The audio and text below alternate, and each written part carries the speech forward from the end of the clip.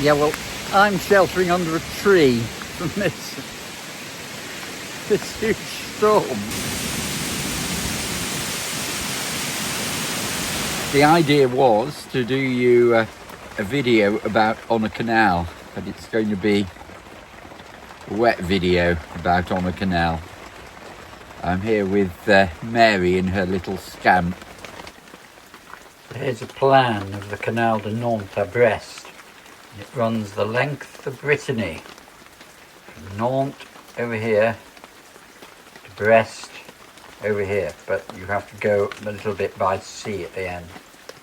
But in this video we're interested in this section here, linking Nantes and Redon, linking the River Erdre to the River Vilaine. And what happens on the River Erdre at the end of August every year is a jazz and small boat festival called Les Rendezvous de l'Erdre.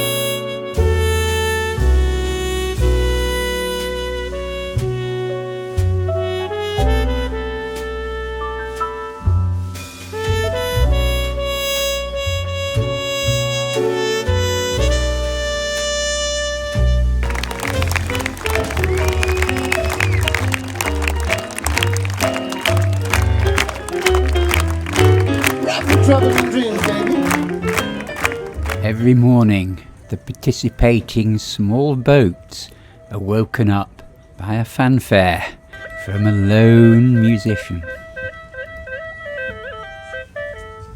Leaving Nor in the early morning, we set off sculling down the river, my crew, Abigail and I, because there was far too little wind among the trees to sail. A few miles further on, the river opens out into a series of lakes, and finally we can hoist sail and make some decent progress. Oh, green boy, Roger. Well, it's in the way. You could probably wave it at them now. They just need to know who we are, and then they'll know it when we cross the line. Later on, though, there are races.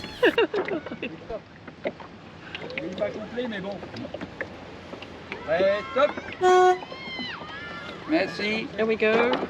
As well as, obviously, more jazz.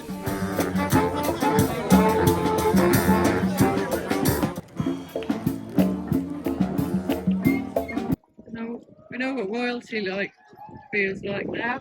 After a couple of days sailing down the river, with various jazz concerts along the way, we arrive in the great city of Nantes.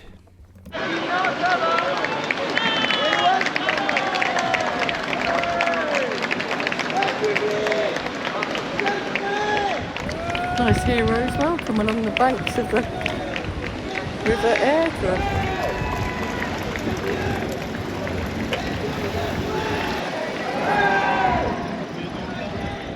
And we finally moor up in the canal basin in the heart of the city.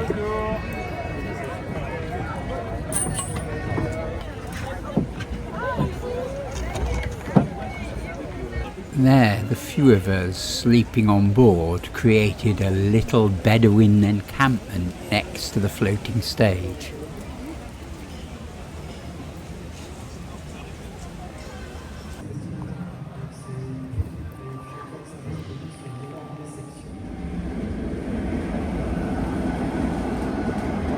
It is strange to sleep aboard a boat in the heart of a throbbing modern metropolis.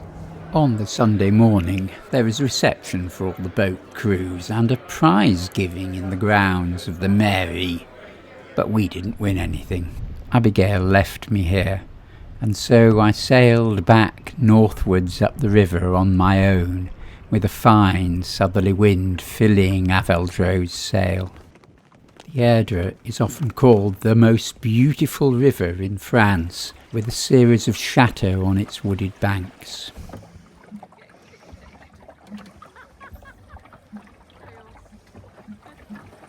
I find this moment.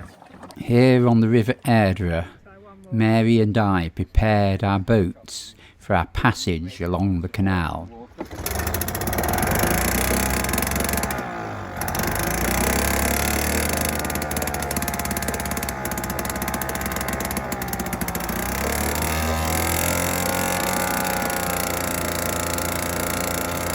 We had a choice of means of propulsion: Mary's lovely electric outboard and my very noisy seagull. We started with the seagull. Not knowing quite what to expect, we turned off the main channel of the Erdre into the cut leading to the first lock on the Nantes-Brest canal.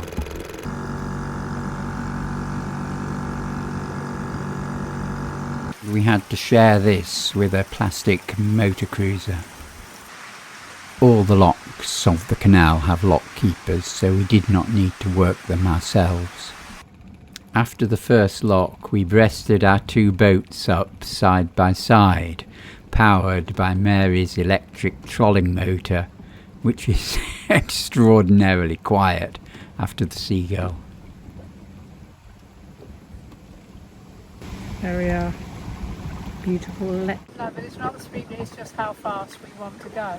We spent our first night on the canal moored below a lock, where the lock house had been converted into a lovely bar and restaurant. The morning dawned wet though, very wet, and it carried on being wet.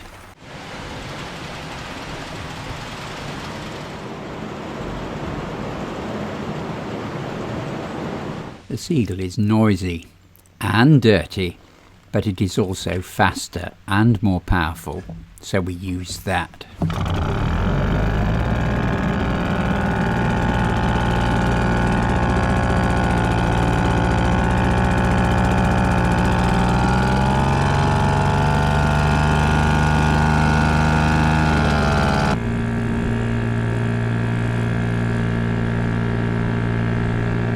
Lock followed lock on the canal as we climbed slowly up to the summit level.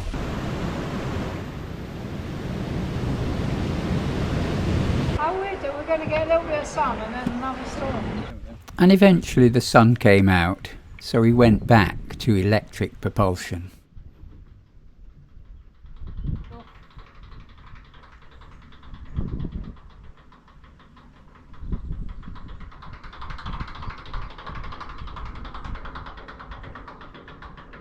Just listen to that lovely silence. The guidebook got completely sodden, dead, so we don't know where we are anymore. But the promised charging points on the canal were fewer and further between than we had hoped, so eventually we were back to petrol again.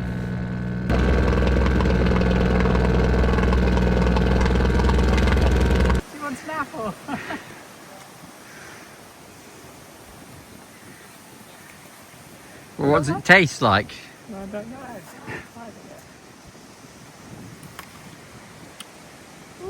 Pretty nice. Very good. Yeah, go and get another one. Had a bit more of a fall. There you go. So it's the bruised one for me, is it? At the end of its summit level, the canal began to descend towards the valley of the River Vilaine.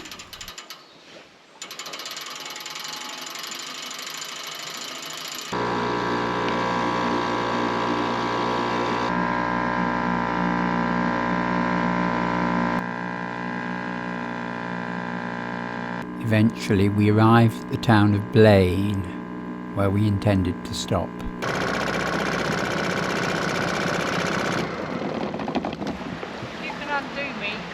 Its little port had clearly seen better days and was rather scruffy, but at least it had a charging point for Mary's outboard. But to be honest, I'm not much better off there than I am here. Okay, we'll arrange you to be there. Absolutely fagged out. Absolutely. Anyone who tells you canal boating is a restful holiday is lying. Or they're not doing it properly.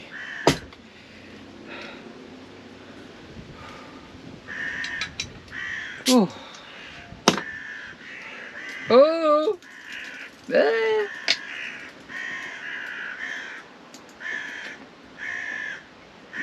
No, it's been very, very wet. Like having buckets of water thrown on you. Everything is wet. But it's been lovely. We went for a drink in the Monkey Bike bar on the quayside. Next day was wet and very windy, so although we did have a recharged battery, we decided to use the Seagull once again. We kept catching up that same hired power cruiser that we met in the first lock when we'd entered the canal 2 days before.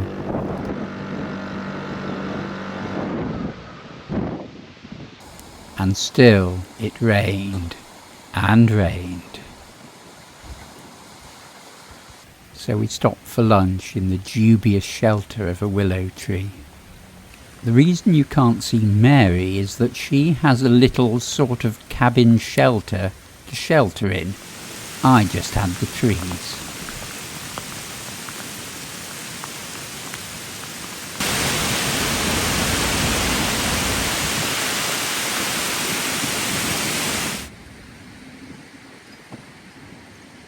But eventually the sun came out, and we motored slowly towards the next stop on our way, the little town of Glenruet.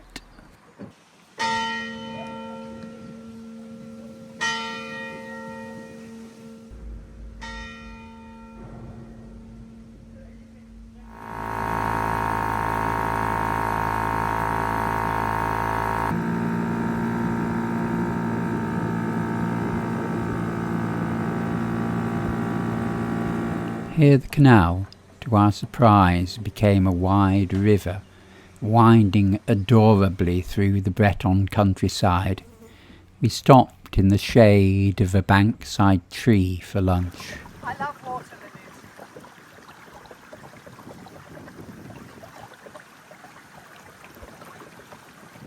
This is me being towed along silently by Mary's outboard on a lock cut look of the Canal de Nantes Brest, where it isn't in the river. It's very nice. You still have to concentrate on steering because she grumbles if you don't follow her completely assiduously. That's the only trouble. So it's not completely relaxing, but it's very quiet. We emerged from under a bridge to be confronted by a flashing red light. It means stop, usually. We'd fit under that bridge. Well, I think we can go through and we'll go up to the lock and find out what's happening. There'll be a lock keeper. Or just go under here? I think I would go under against the red light, as it's a flashing red light. I think flashing red light means this is a suggestion.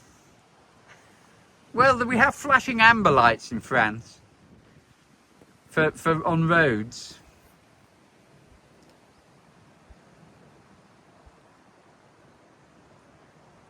I think a static red light would mean stop, not a flashing one.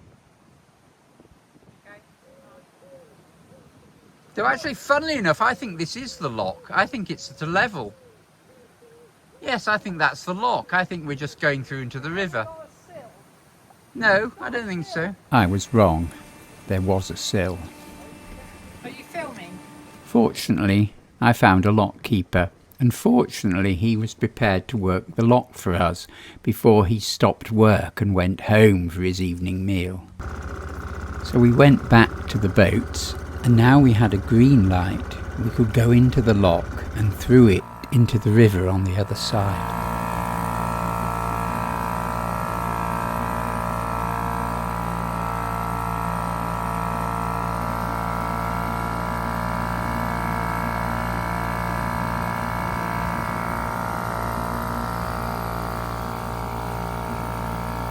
Had entered the wide River Vilaine, and once again we decided to use the powerful and puissant Seagull rather than Mary's nice, quiet trolling motor. And after a few miles motoring up the river, we arrived at the fair town of Redon.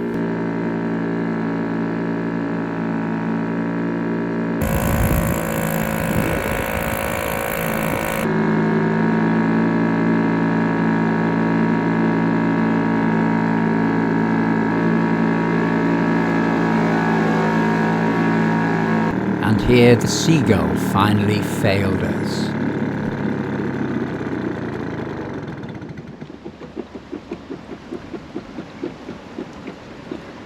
That's just fuel, but there wasn't really an opportunity to stop. I'll just chuck an anchor over.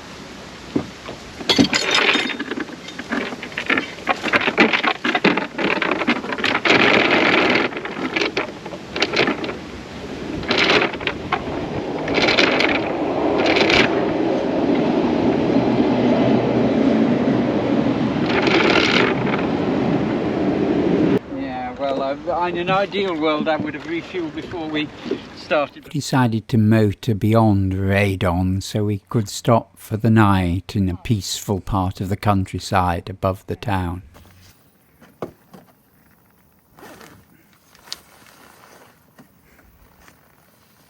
Right, let's think how to do this. We'll send these out first. Okay.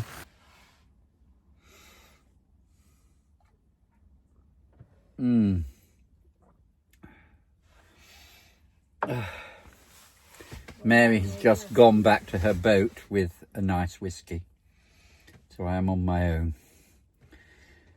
There is a nice view of the river and the odd star, but you can't see that, I'm afraid.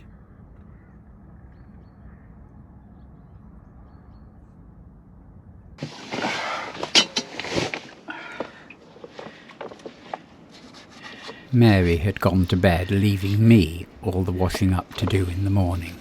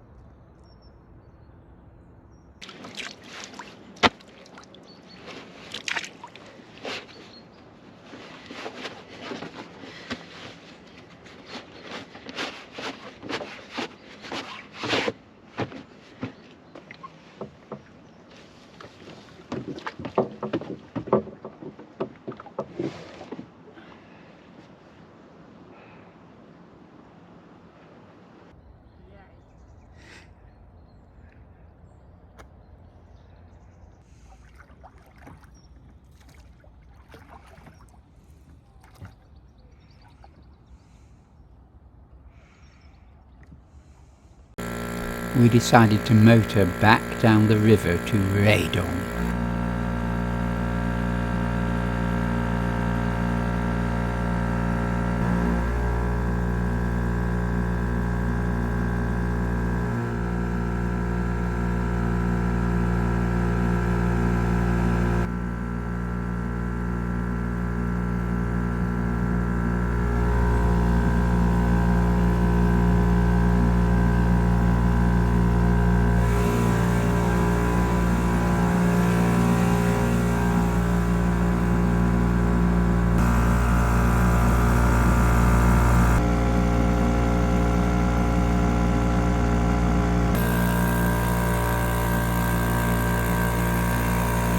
Finally we moored at the rowing club pontoon just by the slipway. Redon is a fascinating canal junction, but we were much more interested in its covered market. Oui, merci.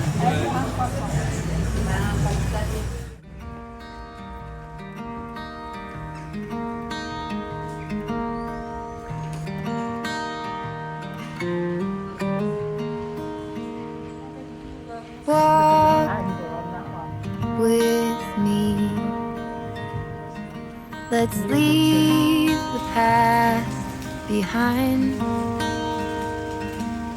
walk with me. There's something else we need to find. Say you'll go, don't make me wait. There's no need to hesitate. Let's make footprints in the sand. Let's make miracles. Come hold my hand. It's fine.